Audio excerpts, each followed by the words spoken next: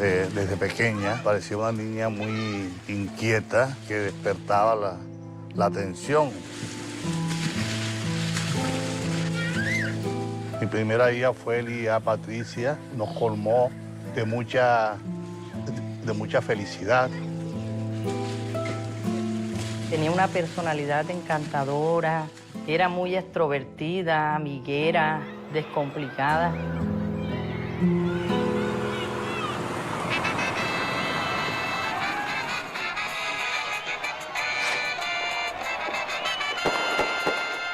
Era expresarse muy criolla, muy de uno, pero a la misma vez era una persona que siempre andaba súper arreglada, la última moda, bien vestida.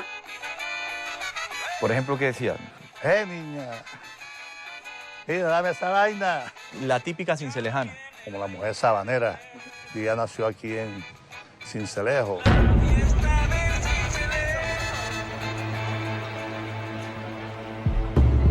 Tenía relaciones con Juan Pablo Villalobos Guerra, con él contrajo matrimonio. Ella salió embarazada, nació María Ángela. A Lía le gustaba mucho el vallenato, a Juan Pablo le gustaba la electrónica, entonces eso era un choque muy fuerte. Empezaron a discutir. ¿Le era infiel? Sí, él le era infiel. Eso fue fuerte. Pero ya ella tenía como un año de haberse separado ya. Conoció a un médico aquí, Javier González, e inició una nueva relación con él. Y yo empecé a enamorarla. Le mandaba detalles, le mandaba flores, chocolates, y ella era muy agradecida, era muy cariñosa. Se reía de todas las cosas. Tenían muchos problemas a veces porque la exnovia se metía mucho, que la llamaba, que la acusaba. Las discusiones que yo tuve con Lía fueron por ella. Pues ella le hizo la vida imposible a Lía. Siempre la llamaba insultándola. Le decía que no, que se la iba a pagar, que ella a Lía le había quitado el novio. Ella no acostumbraba a perderse, o por lo menos nos mantenía siempre informados. No contestaba, no contestaba. Timbraba y no contestaba. No era normal que se estuviera presentando. Más bien, ¿dónde nos fuimos? O bien se trataba de una desaparición o de un secuestro.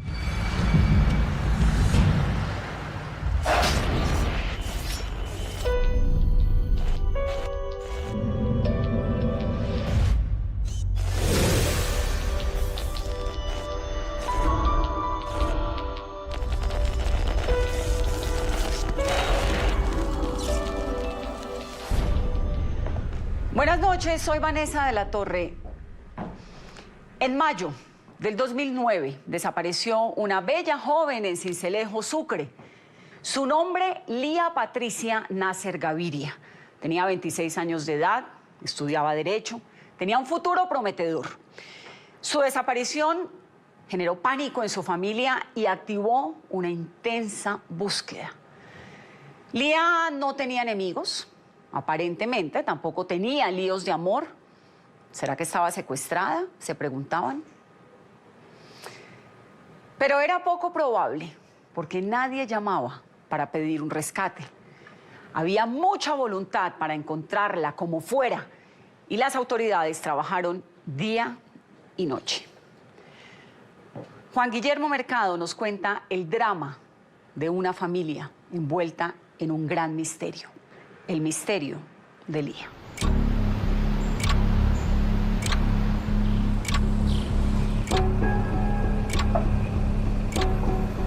Esto es supremamente raro. Lía nunca acostumbra a ausentarse de la casa.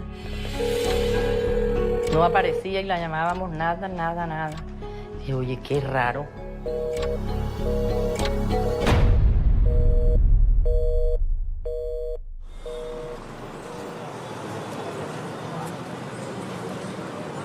Ese viernes 29 de mayo de 2009.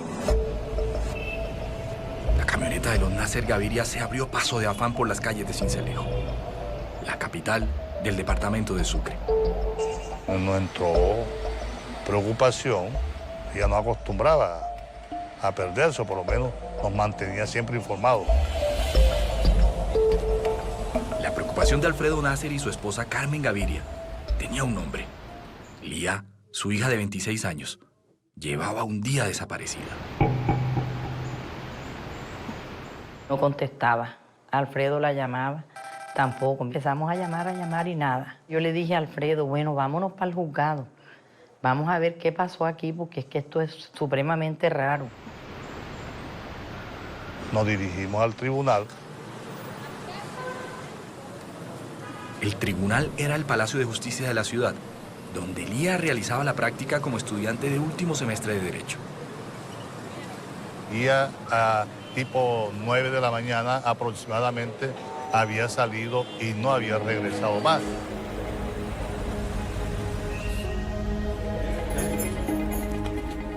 Por eso yo me enloquecí, no sabía para dónde coger.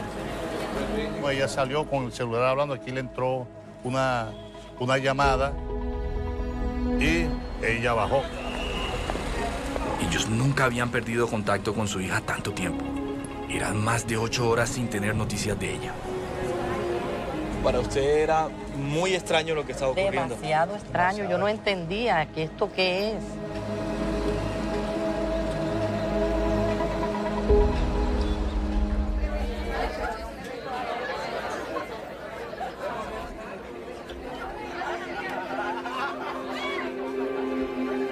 Lía era una mujer apegada a su casa.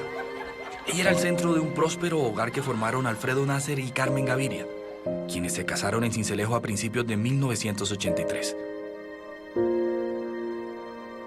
10 meses después, el 17 de diciembre, nació su primera hija. Lía Patricia Nasser Gaviria. Desde pequeña parecía una niña muy inquieta que despertaba la atención. Solo tuvieron que esperar unos años para que Lía les confirmara esa personalidad. Llamaba las cosas así por su nombre, en su forma como relajada, así. ¿Sí? Por ejemplo, ¿qué decía? Niña! Mira, dame esa vaina. La típica cincelejana. Como la mujer sabanera. Ella nació aquí en Sincelejo. Bailando fandango en el colegio e inspirada en la religión católica, Lía creció. Era una adolescente bella, la niña de los ojos de Carmen.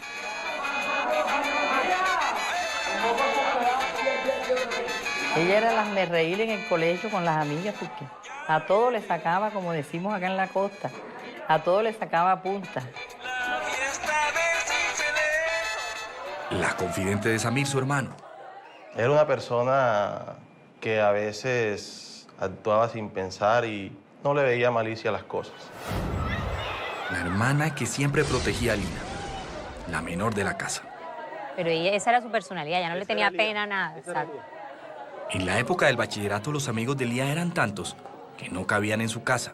Su mejor amiga fue Gina Nader, hoy radicada en Canadá. Una vez nos fuimos por un paseo a la finca de ella. Tengo la imagen de Lía sentada en el piso con un balde entre las piernas lleno de suero y comiendo carne asada, y cogía la carne y la mojaba así en el suero y se la comía con aquellos gustos, o sea, con la mano. Era ella. Esa era Lía. Juntas se graduaron y tomaron caminos distintos. Nasser Gaviria, Lía Patricia. Lía siguió los pasos de su mamá Carmen, una abogada respetada que llegó a ser juez de la República. Empezó a estudiar la carrera de Derecho en la Universidad del Norte en Barranquilla. Lía inició una relación con el joven cincelejano Juan Pablo Villalobos. Ella tenía 20 años. Era septiembre del año 2003.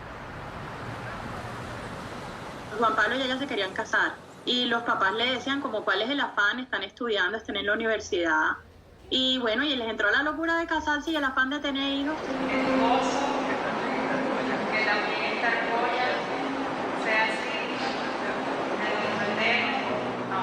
Ella estaba muy feliz.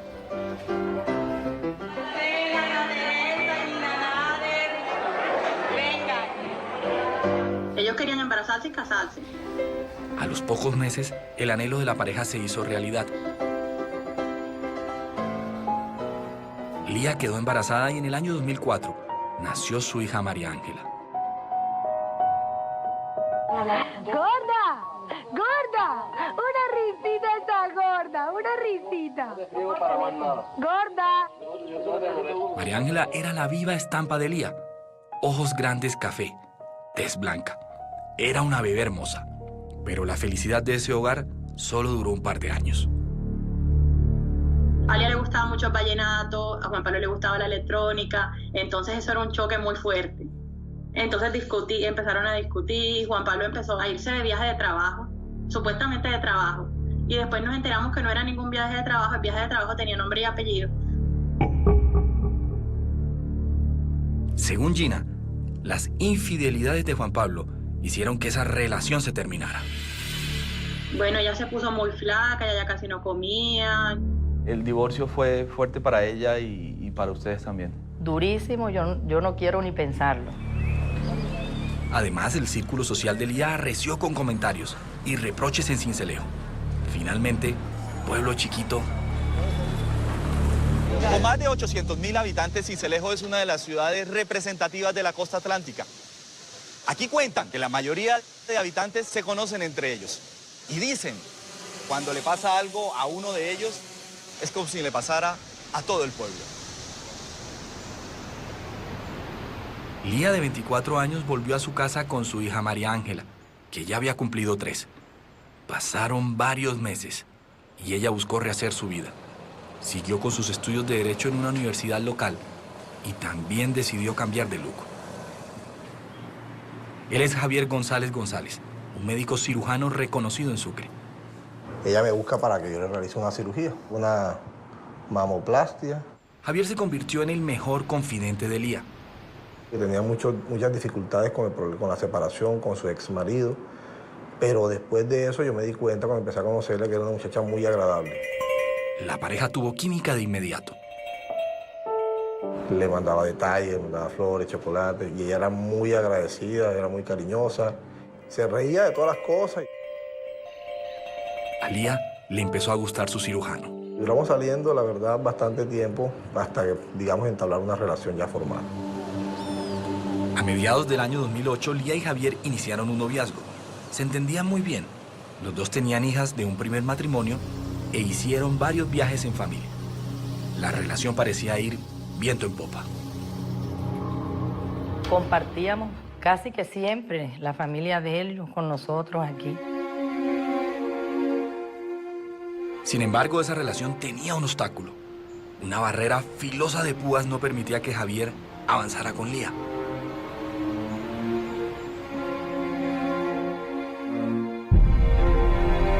Se trataba de una atractiva universitaria exnovia de Javier. Fue una sombra que tuvimos, ya yo había terminado con una muchacha, pero de pronto ella a veces no entendía las cosas, seguía molestando y... Pues ella le hizo la vida imposible a Lía. Siempre la llamaba insultándola. Le decía que no, que se la iba a pagar, que ella a Lía le había quitado el novio. Ella le contó las amenazas a Luisa Restrepo, otra de sus más cercanas amigas. Siempre trató como de hacer escándalos en público, poniéndola a ella en ridículo. Ella, para evitar, ella mejor aguantaba. Pero Lía esta vez no esperaría mucho. Pasaron 6 meses más.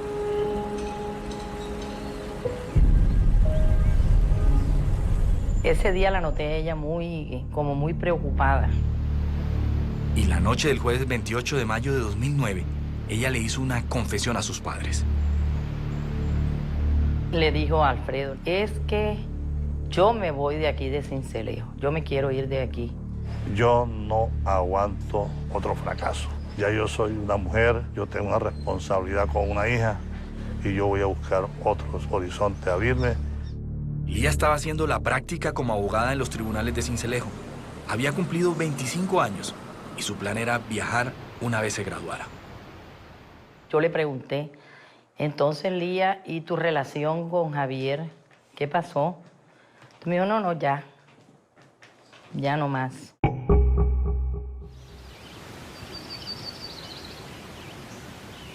Pasó la noche y amaneció. El sol se asomó por el oriente con intensidad. Las aves le cantaron a un nuevo día en Sincelejo. Ese viernes 29 de mayo, Lía le dijo a su papá que se iba a encontrar con un compañero de estudio, pero no le dijo quién era. Y un amigo me dijo que él tenía toda la documentación, ¿sí?, para ese preparatorio. Sobre las 7:30 de la mañana, ella salió en taxi hacia el lugar de su práctica, el Palacio de Justicia. Pasaron 2 horas. Comencé a llamar a Lía. Me parqué por el tribunal, comencé a llamarla y nada, no me contestaba. Y era una niña que se mantenía en comunicación con nosotros permanentemente, principalmente con la mamá. Que yo con Lía hablaba en el día, mejor dicho, eso era toda hora. Ellos pensaron que Lía estaba ocupada en el trabajo y siguieron el camino a la casa. Pasaron 2 horas. No aparecía y la llamábamos nada. Dije, oye, qué raro. Nada, pasaron las 12:30, la 1. Lía no contestaba las llamadas. Cada minuto que marcaba el reloj inquietaba más a Alfredo y a Carmen. Entonces yo llamé a la mamá de Javier. Le dije, mira, Blanquita, y Lía no está allá. Y me dijo, no. Luego se procedió a llamar a Javier, al novio. Me llamó la mamá de Lía. Me dice, Javier, ¿tú no estás con Lía? Le dije, no, porque yo desde ayer no la veo. Eran las 2 de la tarde. Ahora el celular de Lía estaba apagado. Yo empecé a llamarla y sí me acuerdo que al principio el teléfono sonaba, después ya no sonaba. Ya el sonido del reloj no solo los inquietaba. Alfredo y Carmen estaban angustiados. Nos dirigimos al tribunal. La camioneta de los Nasser Gaviria salió de afán. 10 minutos después estaban en el Palacio de Justicia. Pregunté por ella al secretario y él me respondió que Lía a tipo 9 de la mañana aproximadamente había salido y no había regresado más, que ahí había dejado su bolso.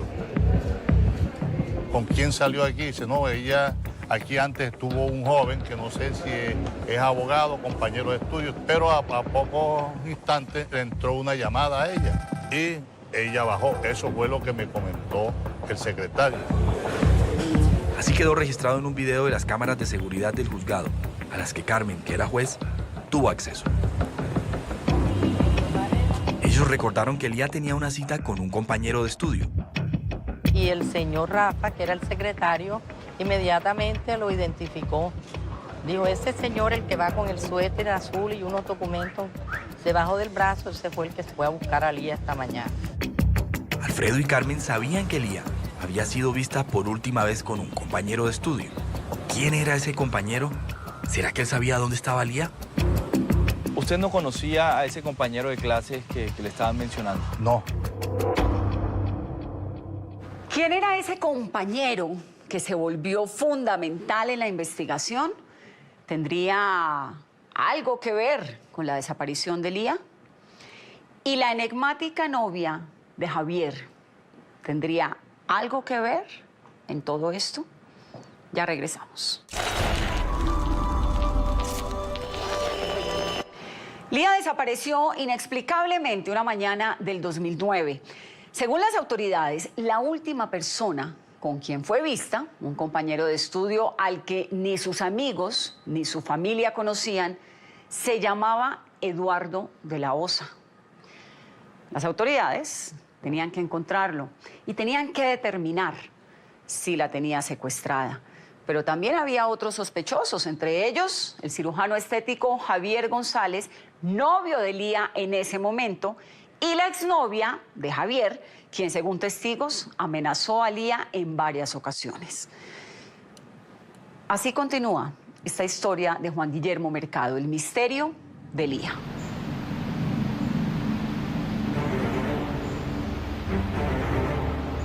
Como nadie lo conocía, empezamos a averiguar que quién podía ser ese tipo, quién podía ser. Javier, el novio de Lía, también fue al juzgado. Yo no lo conocía. Alertado por la familia, al lugar llegó Rafael González, amigo y compañero de estudio de Lía. ¿A usted le muestran el video? El video. ¿Y quién era? Y yo digo, Eduardo. es un compañero de estudio. El nombre completo era Eduardo de la Osa, un estudiante de la universidad que los padres de Lía nunca habían oído mencionar. ¿Era buen estudiante? Era buen estudiante. Rafael contó anecdóticamente que Eduardo era tan buen estudiante que era capaz de leerse un libro en solo 3 días. Generalmente Lía no departía con él. Incluso a Rafael se le hizo extraño que fuese precisamente Eduardo quien aparecía en el video. Una personalidad asocial, por decirlo así.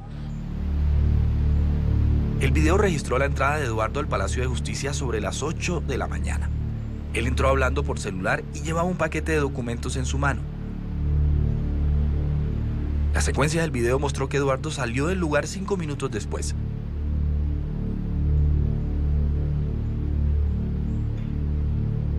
Sobre las 8:15 de la mañana quedó registrada la salida de Lía del lugar. Ese viernes ella estaba vestida con una blusa manga corta rosada, un pantalón café, calzaba sandalias y era notorio un cinturón con hebilla gruesa. Rafael aseguró que tenía el número telefónico de Eduardo. Él lo llamó y le pidió que fuera al juzgado. Sobre las 3 de la tarde Eduardo llegó al Palacio de Justicia. Yo le pregunté por Lía, me dijo que no sabía nada. ¿Cómo? Pero si es que le referí pues lo que me había comentado el señor Rafa. Entonces dijo, no, sí, íbamos, que yo le iba a prestar unas copias, pero después ella se subió en la moto. Eduardo contó que él le había prometido a Lía un resumen del examen que tenían y que juntos fueron a buscarlo en la moto de Eduardo. Entonces le entró una llamada y ella dijo y que no sé qué y tal, y se bajó. Hasta ahí. Eduardo aseguró que Lía le había pedido que la dejara en el camino y se comprometió a llamarlo. Pero según Eduardo, nunca lo hizo. Él dijo que sobre las 11 de la mañana había regresado al juzgado a buscarla.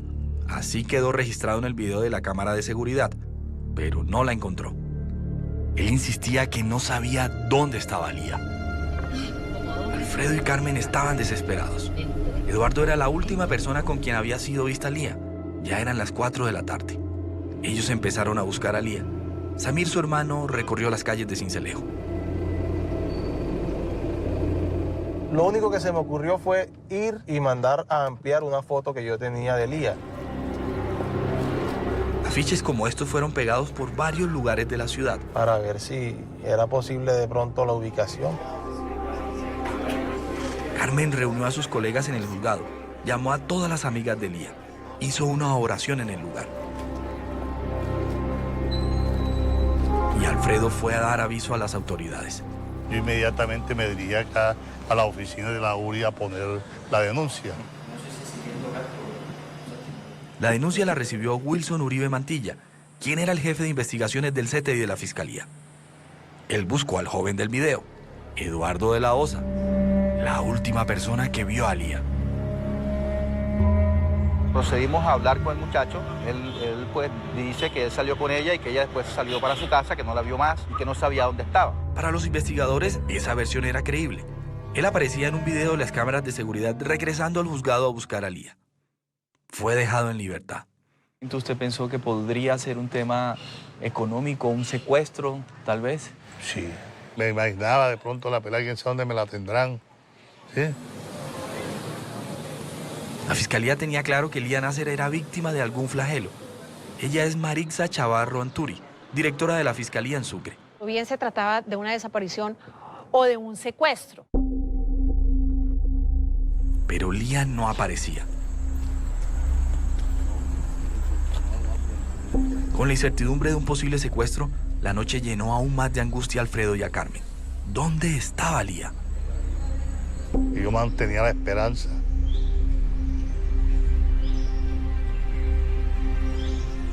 De encontrar a Lía. Amaneció y el sábado 30 de mayo la única noticia sobre Lía la tenía el periódico local. El investigador Wilson Mantilla tenía una larga lista de nombres para indagar. La encabezaba Javier González González.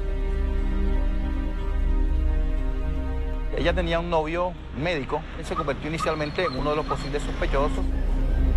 Yo estaba ocupado operando y no he hablado con ella. El investigador Mantilla confirmó la versión de Javier llamando a su clínica, pero el interrogatorio no había acabado. Me preguntaron que si yo conocía a alguna persona, algún enemigo que pudiera tener ella. Con la única persona que tuvo una discusión fue con tal persona, con esta muchacha, pasó esto y esto y esto, pero hasta ahí. ¿Será que la exnovia de Javier tuvo que ver algo con la desaparición de Lía? El investigador Uribe Mantilla asegura que la buscó, pero él no encontró ninguna prueba que relacionara a esa exnovia con lo que él estaba buscando. Ya eran las 11 de la mañana. Lía llevaba más de 30 horas desaparecida. El sol era intenso en Sincelejo. Samir siguió recorriendo las calles del pueblo. Sus padres esperaban alguna noticia o llamada en la casa. Las autoridades no tenían ninguna pista de dónde estaba Lía Nasser.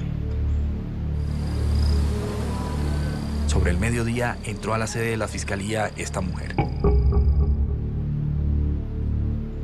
Luz Estela Romero se identificó como la empleada de servicio de la casa donde vivía Eduardo de la Osa, el compañero de estudio de Lía.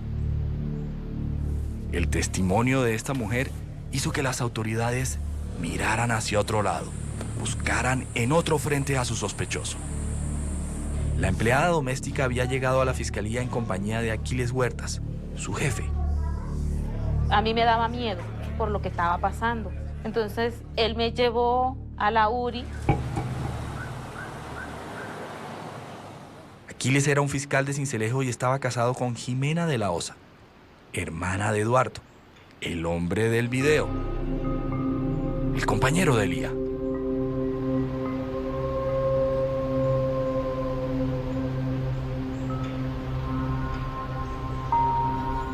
Aquiles Huertas, Jimena de la Osa y su hermano Eduardo llevaban 5 años viviendo en esa casa.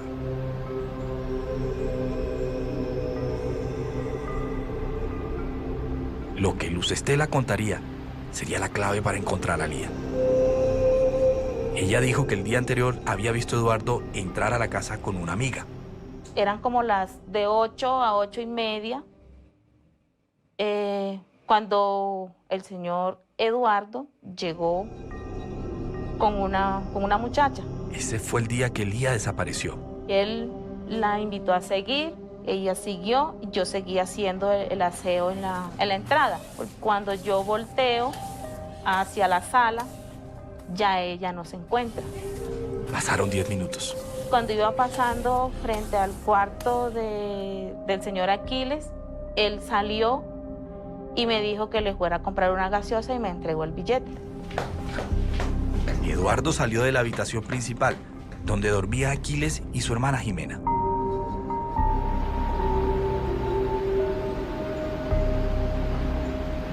Yo fui a comprar la gaseosa y de regreso yo no alcancé a tocar la puerta para que me abrieran, sino que él abrió la puerta. Y no me dejó seguir, sino que me pidió la gaseosa y me dijo que le fuera a comprar galletas. Luz Estela no tardó más de 10 minutos en volver. Y cuando yo venía llegando a la casa, él lo veo en la moto con un balde azul entre las piernas, sujetando el balde con las piernas. Sentado en la moto. Sentado en la moto. Ella se refiere a un recipiente que puede almacenar 120 litros. ¿Alcanzaste a ver qué había dentro del balde? No, señor, porque el balde llevaba su tapa. Ella vio que Eduardo se fue sin acompañante en la moto. Y él iba como muy incómodo con el balde entre las piernas. Cuando Luz Estela entró a la casa, encontró algo extraño en la habitación principal, donde había visto a Eduardo. Yo a la muchacha no la vi salir, entonces yo pensaba que la muchacha seguía en el cuarto. Cuando yo golpeo 3 veces y no escucho que nadie responde, yo abro la puerta de repente y no veo a nadie. ¿Qué viste en ese cuarto? Veo la cama sin cobijas y el colchón sucio de sangre.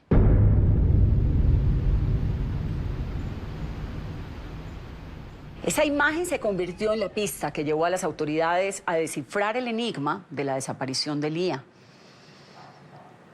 ¿Qué había pasado en esa habitación? ¿Qué tendría que ver Eduardo en todo esto? Ya volvemos. Las autoridades están muy cerca de descubrir la verdad, pero hay una imagen que llama la atención, la del colchón untado de sangre que fue encontrado en la casa de Eduardo de la Osa. Los investigadores, además, tienen un testigo clave, la empleada doméstica de la casa de Eduardo. Dice que ella vio a una mujer entrar con él a la casa en la mañana en que Lía desapareció. ¿Será Lía ella? Ahora Juan Guillermo Mercado les contará el desenlace inesperado de este gran enigma, el misterio de Lía.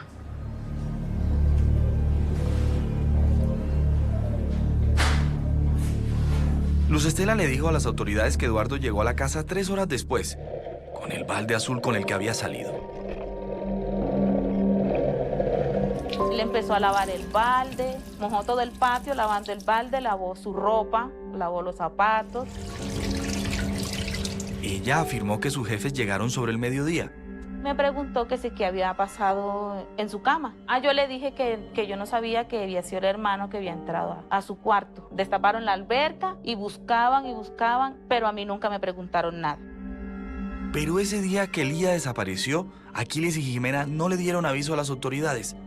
Ellos solo le mostraron una fotografía a Luz Estela el día siguiente. Con un periódico en la mano. Y me pregunta que si esa muchacha estuvo en la casa el día anterior. Yo le dije que sí. El testimonio de Luz Estela fue la ficha clave que necesitaba la investigación. La doméstica nos da muchas luces en su entrevista, por eso nos enfilamos hacia él como posible sospechoso. Solicitamos el allanamiento a la casa para buscar evidencias.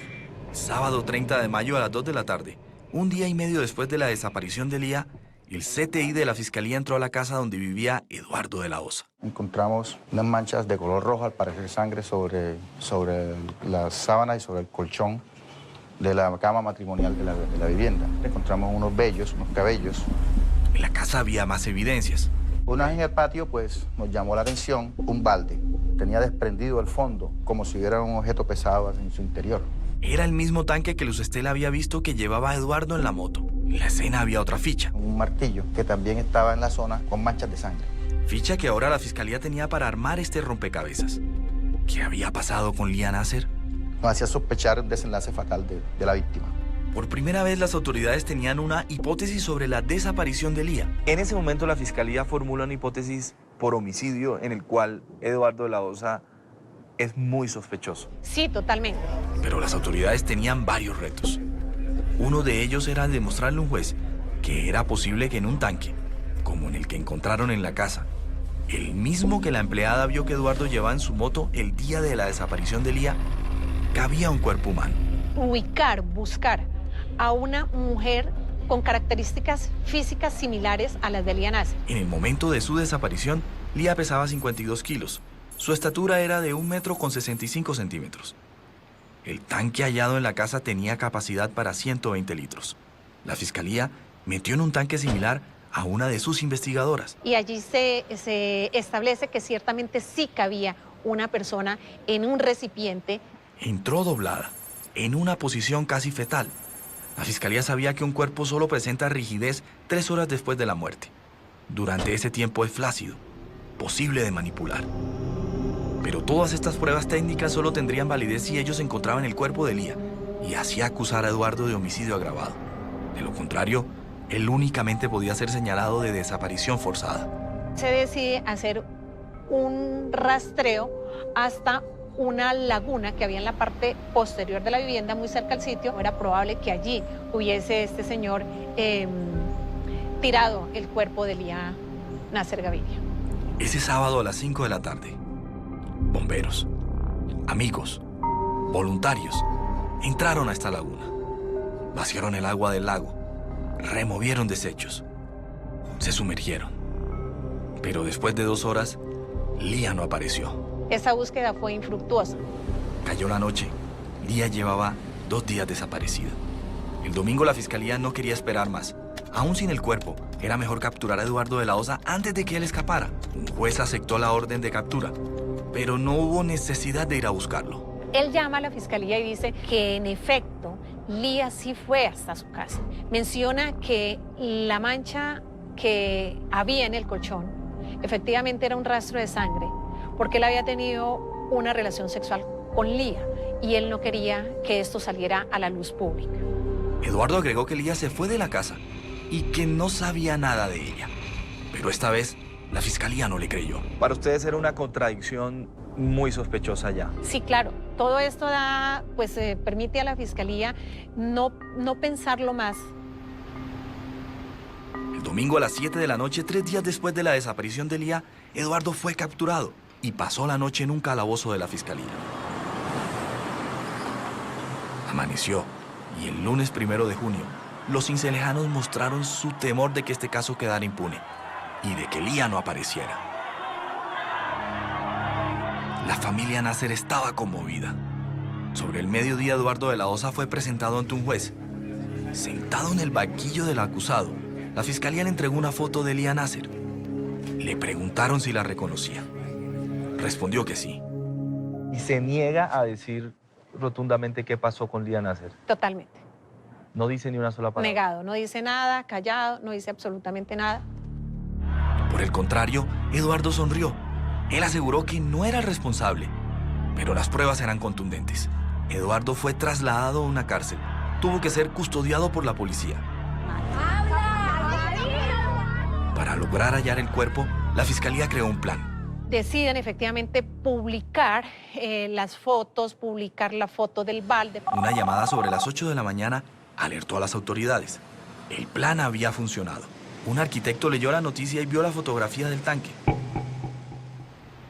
Ese arquitecto trabajaba en una obra ubicada en un barrio del norte de Sincelejo. Paradójicamente, muy cerca de la casa de Lía. Entró un señor, parqueó una moto, una Vivat, color azul. El hombre llevaba un tanque en la parte de adelante. El hombre entró con el tanque en el suelo y entró con el tanque y duró más o menos unas 45 minutos, una hora dentro del lote baldío. Que relacionamos las noticias con la entrada del señor. Se llamó a las autoridades.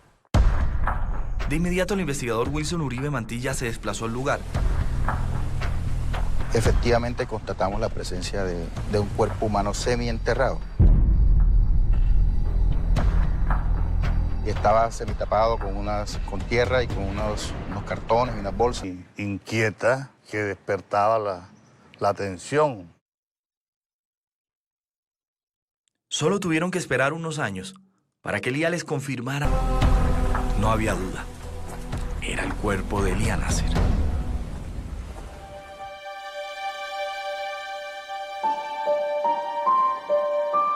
La encontraron muerta, señor Alfredo. Imagínate el dolor, la angustia. Se me derrumbó todo.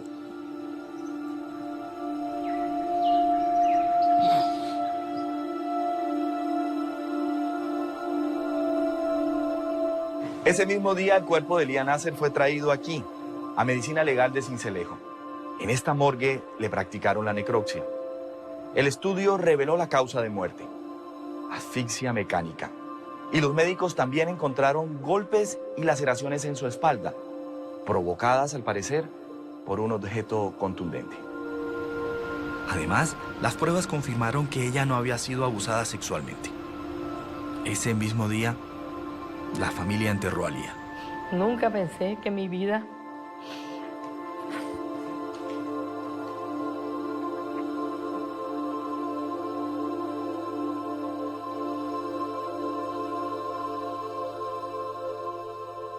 Un día después, la fiscalía armó el rompecabezas del crimen para buscar demostrar que Eduardo de la Osa, quien había negado todas las acusaciones, era el responsable del homicidio de Lía Nasser. El señor Eduardo de la Osa se presenta al lugar de trabajo de ella, la invita a su casa, ellos llegan, él manda a la muchacha a hacer un mandado a la tienda, con engaños, él la llevó a la habitación y ahí trató como que de abusar de ella se resistió y hubo una trifulca, la terminó asesinando por asfixia mecánica, él trata de deshacerse del cuerpo, opta por lo que ve más cerca, que es el balde, para sacarlo. Y con frialdad, movió el cuerpo dentro del tanque, en un recorrido de más de 15 minutos por las calles de Sincelejo, hasta llegar al lugar donde la enterró. el lugar que indicó el arquitecto. Ese lugar era justo detrás de la casa de Elías. Y nosotros desesperados, angustiosos, buscando a nuestra hija por todas partes. Ay, y la teníamos aquí a 150 metros. Pero la gran pregunta de los papás era saber por qué Eduardo de la Osa mató a su hija. Mientras la fiscalía investigaba, Luisa Restrepo, una de las amigas de Elías, le contó algo que ayudó a las autoridades. Elías me comentaba, me decía, me están llegando unos mensajes a mi celular donde me dicen qué bonita te ves hoy, cómo te queda ese jean de bonito con esa blusa. Eran mensajes anónimos y ella los recibía cuando llegaba a la universidad. Cuando Lía devolvía la llamada, nunca le contestaba. En los mensajes se ve que hay un trasfondo obsesivo de él hacia ellos, donde le demostraba pues, que tenía intenciones de tipo sexual, de que tuvieran alguna relación, y ella pues no lo tuvo así. Es más, no sospechó desde el punto de vista psicosexual, él quería o malinterpretó algunas señales que ella le mandó, pensó que ella quería tener algo con él y no siendo así. Eduardo de la Osa era una persona silenciosa, introvertida, un lobo vestido de oveja. Lía cayó en sus garras. El miércoles 3 de junio de 2009, Eduardo de la Osa se volvió a sentar en el banquillo de los acusados, esta vez por el delito de homicidio agravado. Esa tarde, la sala de audiencias estaba llena de amigos de Lía. Todos querían escuchar a Eduardo de la Osa. Su señoría, acepto los cargos que me formulan con relación al homicidio y al ocultamiento de elementos del material probatorio. Y agregó con soberbia. Mi familia estaba destrozada. Mi padre le dio varios ataques, mi madre casi se muere. Porque el sufrimiento de tener a un hijo en estas condiciones en la cárcel es quizás mayor que el de la misma muerte. La persona murió de pronto, yo sé que es muy doloroso, pero con el tiempo se va olvidando, pero esto no se olvida de verdad. Porque un sufrimiento de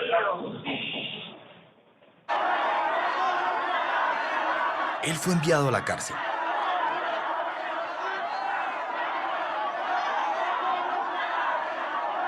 El juez Carlos Ángel Caicedo lo condenó a 29 años de cárcel por los delitos de homicidio, desaparición forzada y ocultamiento de pruebas.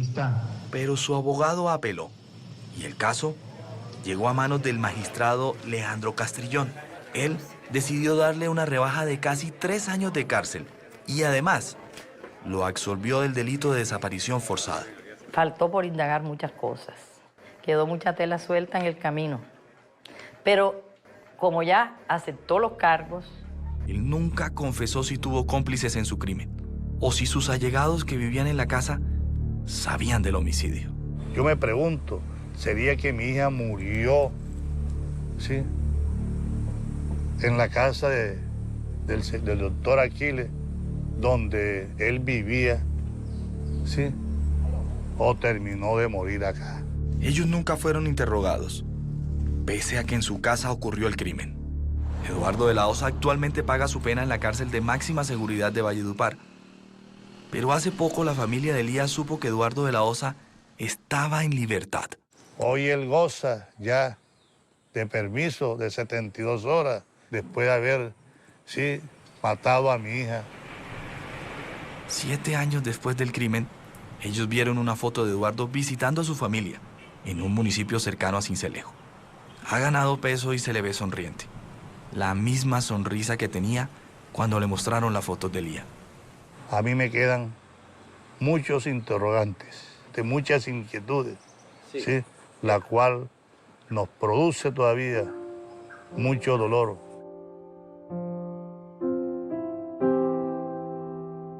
Con ese sentimiento de impunidad vive la familia Nasser.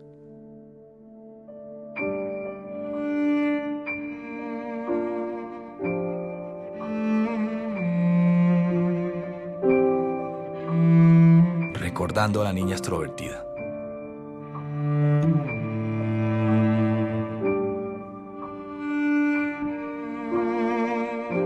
La fiel amiga.